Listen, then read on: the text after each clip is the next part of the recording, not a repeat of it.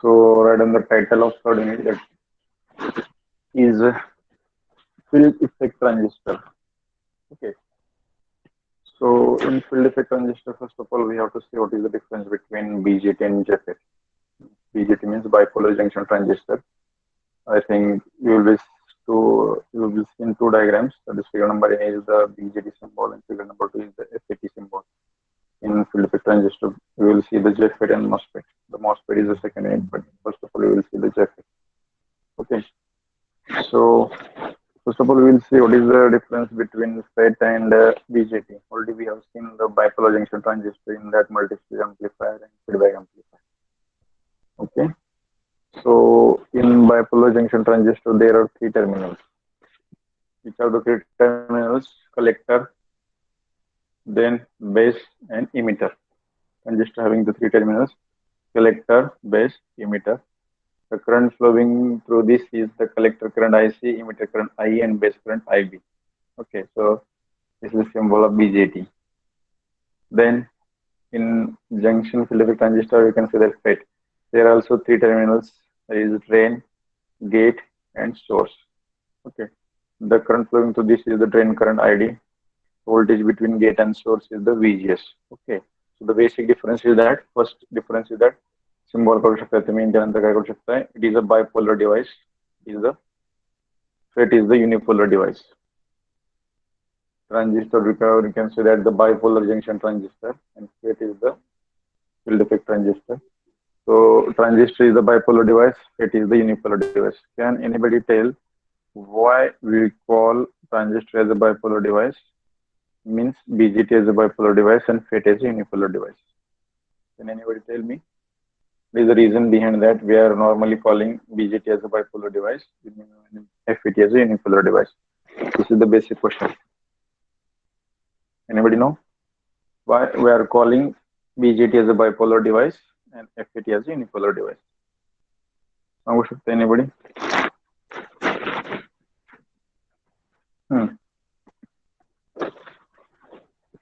Who will tell? I think that is the basic question, and that is covered in diploma also. Can anyone tell?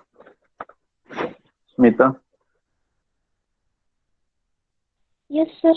Shreya सांगू शकताय BJT ला bipolar का म्हणायचं आणि FET ला unipolar का म्हणायचं?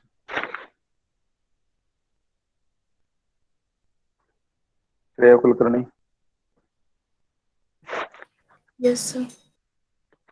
सांगू शकताय? येत असेल तर सांगा, नसेल तर मी सांगतो, काय प्रॉब्लेम आहे.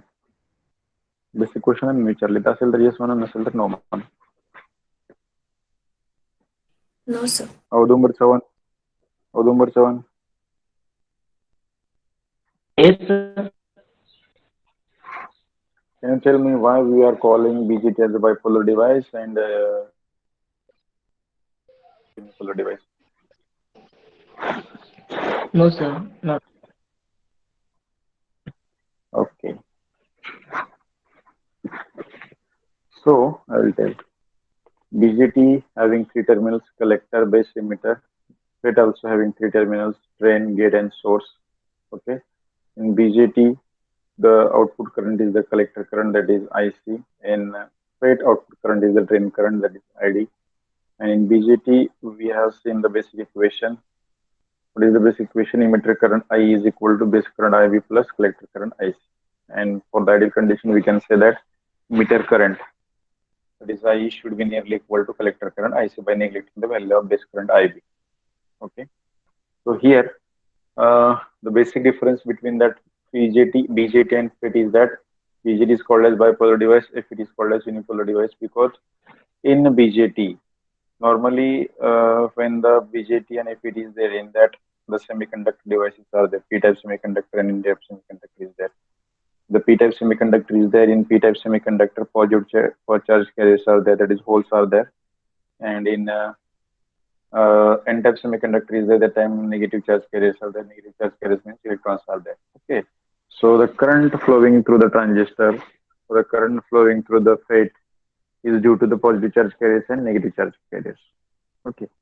So here we are calling BJT as a bipolar device because in BJT the current flowing is due to both the charge carriers. In BJT, the current flowing through the device is due to both the charge carriers, that is positive charge carriers and negative charge carriers. That is means by the current flowing through the transistor is due to the holes and electrons. Okay, that's why it is called as a bipolar. म्हणजे त्याच्यामधून जो current flow होतो transistor मधून तो holes मुळे आणि electrons दोन्ही मुळे फ्लो होत असतो, त्यामुळे त्याला बाय म्हणायचं, बायपोलर. ओके, म्हणजे positive charge carriers and negative charge carriers. But in FET the current flowing is due to the either holes or either electrons. एक तर ते होल्स मुळे फ्लो होतील किंवा इलेक्ट्रॉन्स मुळे, कुठल्याही एका चार्ज कॅरियर्स मुळे फ्लो होते, त्यामुळे त्याला म्हणायचं युनिपोलर. एकच पोलॅरिटी असते त्याला. ह्याच्यामध्ये पॉझिटिव्ह आणि निगेटिव्ह चार्ज दोन्हीमुळे फ्लो होतो करंट. म्हणजे जो फेट आहे त्यामध्ये फक्त आयदर होल्समुळे होतील किंवा आयदर इलेक्ट्रॉन्समुळे, एकामुळेच होतील. ओके, त्यामुळे त्याला म्हणायचं unipolar device. This is the first difference. First तुम्ही सिम्बॉल ड्रॉ करू शकताय, सेकंड मध्ये हा सांगू शकताय BJT is a bipolar device, FET is a unipolar device. Okay, दुसरं, आता जो बीजेटी आहे बायपोलर जंक्शन ट्रान्झिस्टर म्हणतो, it is a current control device. म्हणजे ती जी डिव्हाइस आहे त्याला कंट्रोल करण्याचं काम कोण करते तर करंट करते. त्यामधनं फ्लो होणारा जो हा कलेक्टर करंट आयसी आहे, that is the collector current IC, the output current of BJT. आणि बेस करंट जो आहे तो आयबी इनपुट करंट म्हणतो. जो फ्लो होणारा कलेक्टर करंट आयसी आहे किंवा इनपुट साईडला फ्लो होणारा बेस करंट आयबी आहे, करंट कंट्रोल त्या डिव्हाइसला कंट्रोल करतो, त्यामुळे it is a current control device. ह्याच्यामध्ये जे आहे फेट, ह्याच्यामध्ये we are applying the input voltage in between gate and source. Gate and source मध्ये जे व्होल्टेज आपण अप्लाय करतोय, that voltage will control the current flowing through this device. ज्यामधून flow होणार जो करंट आहे, drain current ID, that current will be control by the voltage between gate and source. That is why it is also called as voltage control device. जे voltage जे आहे gate and सोर्सच्या मधलं, ह्या डिव्हाइसला control करण्याचं काम करतं, त्यामुळे याला म्हणायचं voltage control device. Okay, the last, त्याचे बेसिक मध्ये 4 डिफरन्स आहे. त्यांचा चौथा डिफरन्स जो आहे, BJT has a positive temperature coefficient and FET has a negative temperature coefficient. आता टेम्परेचर कोएफिशियंट म्हणजे काय ते बघूया आपण. BJT has a positive temperature coefficient म्हणजे काय होणार, the temperature goes on increasing, that time the current flowing through the transistor is also goes on increasing. जे पॉझिटिव्ह आहे त्याच्यामध्ये, म्हणजे काय म्हणतोय आपण, जर if you consider here, I will consider the output current of transistor is the IC. Okay, that is collector current, and temperature T. Temperature T will be goes on increasing. Suppose we want to surrounding temperature T आहे आणि ते increase झालं म्हणजे upward arrow आहे. The temperature will be goes on increasing. That time the output current or the collector current of the transistor also goes on increasing. That's why it is having the positive temperature coefficient.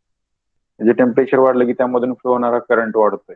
Okay, actually temperature transistor जो आहे basic, त्यामध्ये तुम्ही thermal runway concept ऐकले असेल.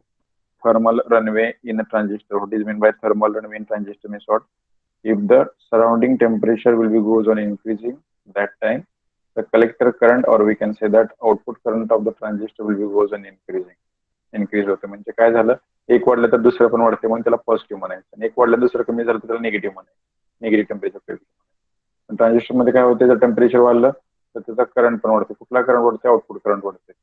मग काय होणार, त्याचं टेम्परेचर वाढलं त्यामुळे आउटपुट करंट वाढला. आउटपुट करंट वाढला म्हणजे काय झालं, ट्रान्झिस्टर म्हणजे एक डिव्हाइस आहे, त्याच्या बॉडीच्या आतमधलं जे डिसिपेशन आहे, पॉवर डिसिपेशन पण वाढलं.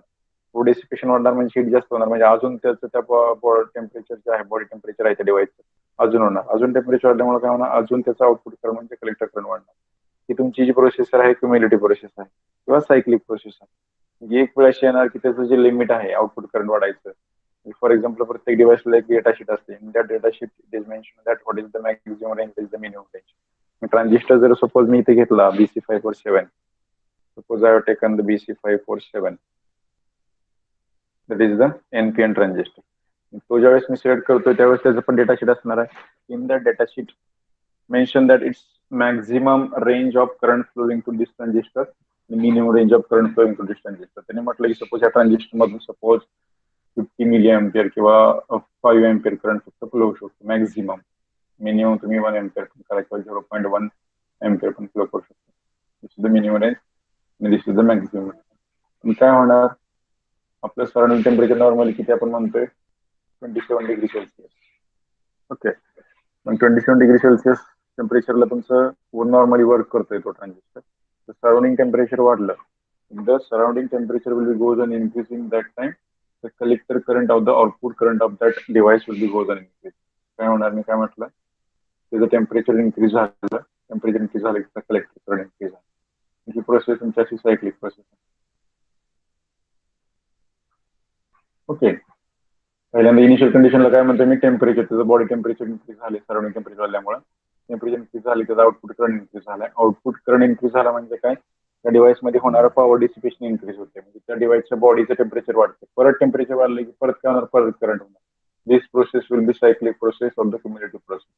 त्यामुळे एक वेळ अशी येणार की ही जी कलेक्टर करंट आयसी आहे, त्याला आपण आउटपुट करंट ऑफ ट्रान्झिस्टर आहे, तो काय करणार, it will cross the limit of, it will cross the maximum limit of the transistor. Suppose त्याचं मॅक्झिमम लिमिट काय म्हटलं तर 5 अँपियर आहे, पण तो 5 अँपियर पेक्षा काय होणार, जास्त होणार. आणि 5 अँपियर पेक्षा जास्त करंट जर ह्या ट्रान्झिस्टरमधनं फ्लो झाला, हे ट्रान्झिस्टर सपोज मी म्हटलं होतं की क्यू ट्रान्झिस्टर आहे, क्यू ट्रान्झिस्टर मधनं जर 5 अँपियर पेक्षा त्याचं लिमिट आहे 5 अँपियर मॅक्झिमम, त्याच्यापेक्षा जास्त करंट फ्लो झाला तर there is a possibility of damage of that particular transistor. म्हणजे आपण काय केलं की काहीच केलं नाही, फक्त काय वाढलं, सराउंडिंग टेम्परेचर वाढल्यामुळे ऑटोमॅटिकली सायक्लिक प्रोसेसमुळे त्याचं काय होतं, डॅमेज होते त्या ट्रान्झिस्टरचं, त्याला म्हणायचं self damage. If the current flowing through this transistor is cross the maximum limit, okay, then there is a possibility of self-damaging of transistor, and this is known as thermal runaway of transistor. त्याला म्हणायचं thermal runaway of transistor. म्हणजे thermal runaway simple आणि साऱ्या भाषेत सांगायचं म्हटलं तर काय, की एखाद्या ट्रान्झिस्टर मध्ये आपण काहीतरी इनपुट व्होल्टेज अप्लाय केलं, त्यानंतर त्यामधून करंट फ्लो होत असेल, नॉर्मली तो करंट फ्लो होणार जर आपल्या मॅक्झिमम कमी असेल तर तो नॉर्मली वर्क करतो. पण due to the circumference or surrounding temperature will goes on increasing, and if the surrounding temperature will goes on increasing, that time the output current flowing through the transistor also goes on increasing, and that process will be continuous. And at some time the current flowing through that transistor will be crossed the maximum limit, and there is a possibility of damage of the particular transistor. So this is known as thermal runaway of that particular transistor. Okay. मग ह्याच्यामध्ये काय, ह्याच्यामध्ये एवढं कशासाठी सांगितलं, याच्यामध्ये काय सांगू शकतो, the transistor having the positive temperature coefficient. म्हणजे टेम्परेचर वाढलं की त्यामधून फ्लो होणारा करंट पण वाढतो, हे मला सांगायचं. इन ट्रान्झिस्टर लास्ट पॉईंट जो आहे तुमचा, BJT has positive temperature coefficient, means if the temperature will be goes on increasing, that time current flowing through the transistor will be goes on increasing.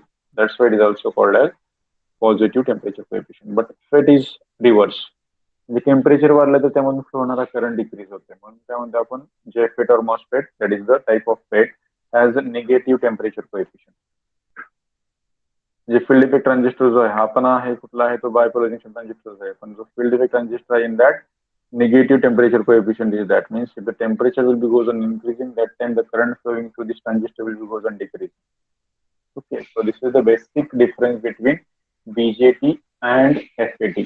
Okay, आता त्यामध्ये मग आता FET मध्ये दोन type आहेत, एक आहे जेफेट आणि दुसरा आहे, इथे बघूया आपण.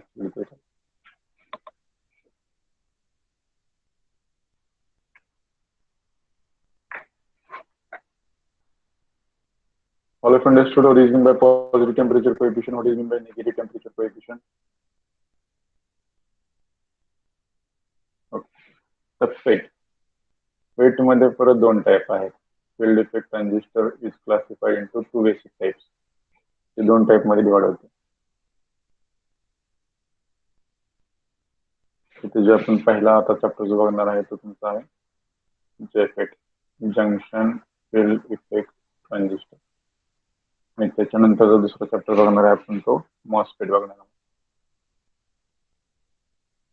Metal oxide semiconductor field effect transistor, these are the basic types of FET. त्याच्यामध्ये परत आता तुमचं जे FET जो आहे it will be classified into two types. त्यानंतर मॉसफेट पण दोन क्लास मध्ये डिवाइड होते. जेफेट मध्ये परत कुठले दोन टाइप आहेत, मॉसफेट मध्ये पण दोन टाइप आहेत. जेफेट मध्ये मग कुठलं बघणार आहे आपण, एन चॅनल आणि पी चॅनल.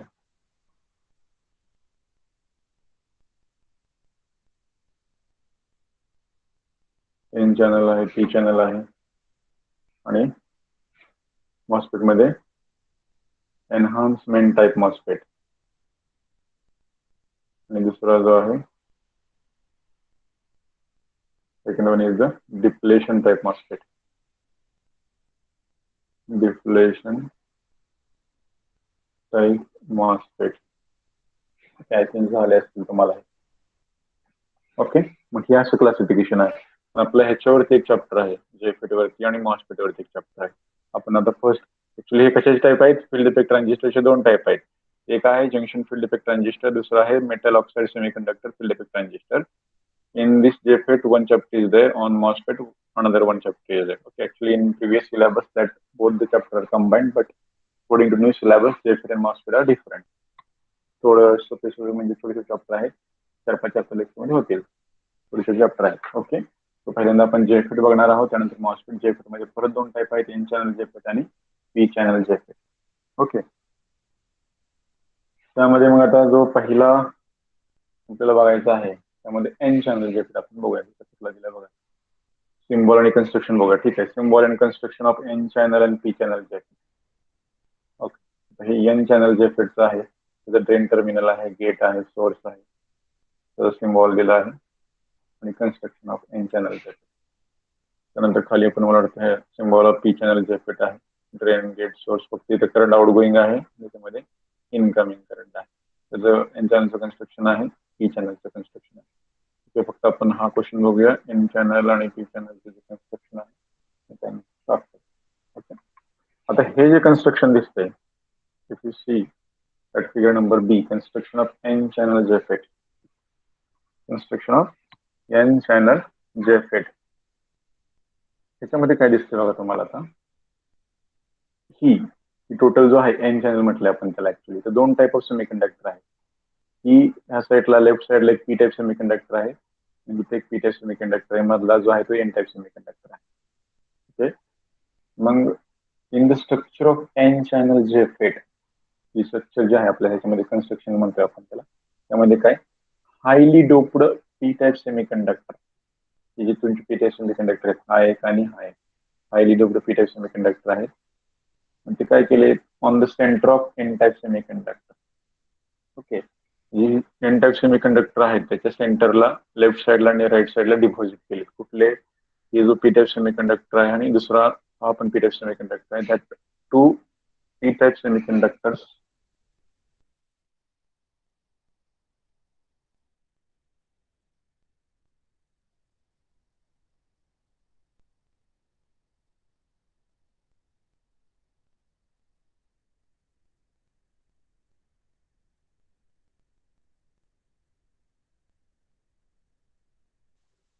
ओके, आता हा पी टाईप सेमीकंडक्टर आणि हा पी टाईप सेमीकंडक्टर, दोन P type semiconductor highly doped आहेत आणि diffused at the centre of N type semiconductor. N type सेमीकंडक्टरच्या सेंटरला डिफ्यूज केलेलं आहे आणि ते इंटरनली कनेक्ट आहे. बघा, इथून अशी लाईन दाखवली नाही तर डॉट इंटरनल आतमध्ये आहे. म्हणजे हा पी टाईप सेमीकंडक्टर आणि हा पी टाईप सेमीकंडक्टर एकमेकाला कनेक्ट आहे आणि त्याच्या दोघांचं एकमेकाला कनेक्शन असून आपण त्याच्यापासून काय केले, one terminal we have taken out for the connection आणि this terminal is known as gate terminal. त्याला म्हणायचं सिम्बॉल जी. त्यासाठी गेट टर्मिनल आपण कॅपिटल G1. म्हणजे काय झालं, हा पी टाईप सेमीकंडक्टर हा पी टाईप सेमीकंडक्टर एकमेकाला कनेक्ट आहे आणि त्याच्यापासून आपण एक कनेक्शन, इलेक्ट्रिकल कनेक्शन एक टर्मिनल बाहेर घेतलं, त्या टर्मिनलचं नाव काय दिलं, गेट टर्मिनल. आणि जो मधला जो पॅसेज आहे त्याला काय म्हणायचं, एन टाईप सेमीकंडक्टर, त्याच्यामधली जी जागा आहे त्याला म्हणायचं एन चॅनल. चॅनल म्हणजे त्याला इलेक्ट्रॉन्स फ्लो होण्यासाठी किंवा करंट फ्लो होण्यासाठी स्पेस आहे. ओके, मग आता ह्याच्यामध्ये ही जी एन टाईप सेमीकंडक्टर आहे, एन चॅनल आहे, त्याच्या दोन्ही साईडला, ह्या साईडला एक आणि ह्या साईडला एक, आपण काय घेतलंय, we have taken the two terminals for the electrical connection. First terminal is the drain terminal, it is called as D. Second terminal is the source terminal, it is called as S. Okay. Electrical connection आपण तीन terminal काढलेत. One is gate, second one is drain, third one is the source. Now आहे construction of N channel JFET. N channel JFET मध्ये काय असते, जो channel आहे तुमचा तो N टाईप सेमीकंडक्टर मध्ये असतो आणि P चॅनल JFET मध्ये जो चॅनल आहे तो P टाईप सेमीकंडक्टर मध्ये असतो. म्हणजे ही जो तुमचं पी टाईप सेमीकंडक्टर इथं आहे, ते पी टाईप सेमीकंडक्टर आहे, ह्याच्यामध्ये मेजर चार्ज करायचं असणार, होल्स असणार आहे. मधला जो आहे तुमचा एन टाईप सेमीकंडक्टर आहे, म्हणजे तो चॅनल आहे, त्यामध्ये मेजर चार्ज करायचं असणार इलेक्ट्रॉन्स असणार आहे. कारण एन टाईप सेमीकंडक्टर मध्ये मेजर चार्ज करायचे असतात इलेक्ट्रॉन्स, पी टाईप सेमीकंडक्टर मध्ये मेजर चार्ज करायचे असतात होल्स असतात. आणि मायनॉरिटी एन मध्ये काय असणार, मग होल्स असणार. ह्याच्यामध्ये सेम फक्त रिव्हर्स मध्ये पी चॅनलचं बघा. पी चॅनल जेफेट किंवा construction of P channel JFET म्हटलं तर काय, पी चॅनल मध्ये मधला जो टाईप आहे तो साईटला जे आहे ते एन टाईप सेमीकंडक्टर आहे. So in P channel construction of JFET N type semiconductor or highly doped N type semiconductor is diffused at the center of P channel P type semiconductor, and that is internally connected to each other, and we have taken one terminal is out from that two N type semiconductor for the electrical connections. This is known as gate terminal. आणि जो P channel आहे त्याच्या पण दोन्ही साईडला दोन terminal out घेतले, एक आहे ड्रेन टर्मिनल, दुसरा आहे सोर्स टर्मिनल. त्याच्या अपोजिट मध्ये नावाने तुम्हाला समजते, जर पी चॅनल असेल तर मधला कुठला असणार आहे P type semiconductor, N type semiconductor असेल तर मधला कुठला असणार आहे N type semiconductor. This is the construction of N-channel semiconductor, N-channel JFET and P-channel JFET. Okay, all of understood? आता दुसरा formation of depletion region. Formation of depletion region in N-channel JFET. आपण ज्यावेळेस voltage between gate and source apply करतात, आपण एक construction तर बघितलं, आणि तुमच्या इथं गेट टर्मिनल आहे ते सोर्स टर्मिनल आहे. ज्यावेळेस मी voltage between gate and source apply करतो, निगेटिव्ह व्होल्टेज मी गेलं, apply negative voltage between gate and source, negative गेटला जोडलं, पॉझिटिव्ह सोर्सला जोडलं. ओके, मग ही जी पी टाईप सेमीकंडक्टर आहे तिथं एन आहे, इथं पी आहे, म्हणजे इथं काय झालं, पी इंजेक्शन झालं, इथे एक पी इंजेक्शन, इथं पी आहे, एन आहे, म्हणजे इथे एक पी इंजेक्शन झालं. So you can say that P type JFET आणि N channel JFET consist of two P injection, दोन पी इंजेक्शन तयार झाले. मग ज्यावेळेस तुम्ही अप्लाय करताय इथं निगेटिव्ह आणि पॉझिटिव्ह अप्लाय करत असताय, त्यावेळेस हे जे तुमचे पी टाईप सेमीकंडक्टर आहे त्याच्या अक्रॉस, त्याच्या नियर इथं काय होतं, डिप्लेशन रिजन तयार असते, तुमचे डिप्लेशन रिजन तयार झाले. ओके, म्हणजे फॉर्मेशन ऑफ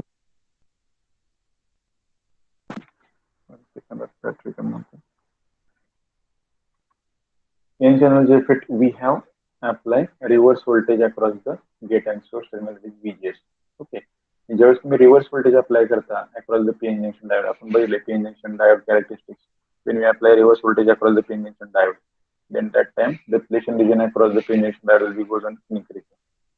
इथे पी टाईप आहे, ते एन टाईप आहे, म्हणजे हे काय झालं, पी इंजेक्शन झालं. इथं पी टाईप आहे, ते एन टाईप म्हणजे एक इंजेक्शन झालं, आणि त्याच्या अक्रॉस जर आपण निगेटिव्ह व्होल्टेज अप्लाय केलं तर ऍक्च्युअली तुम्हाला दिसताना ह्याला अप्लाय केलं दिसते, पण हा पी आणि हा पी इंटरनली कनेक्ट आहे, तर प्रत्येक दाखवायची गरज नाही. त्यामुळे ह्याच्या अक्रॉस पण झालाय ते अप्लाय व्होल्टेज, इथलं जे निगेटिव्ह व्होल्टेज आहे, रिव्हर्स व्होल्टेज आहे.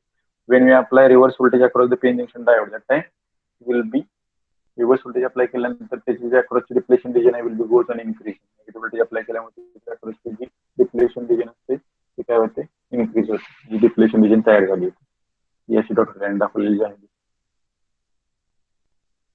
Junction and across this junction is the formation. Okay, कळले? So this all of you clear? Construction and symbol and formation of depletion region across the N-channel JFET and P-channel JFET. Same तसं होणार आहे. The formation of depletion region due to the internal resistance of N-type semiconductor हा next point आहे, तो पण next lecture ला बघूया. Okay, so for today we'll stop here.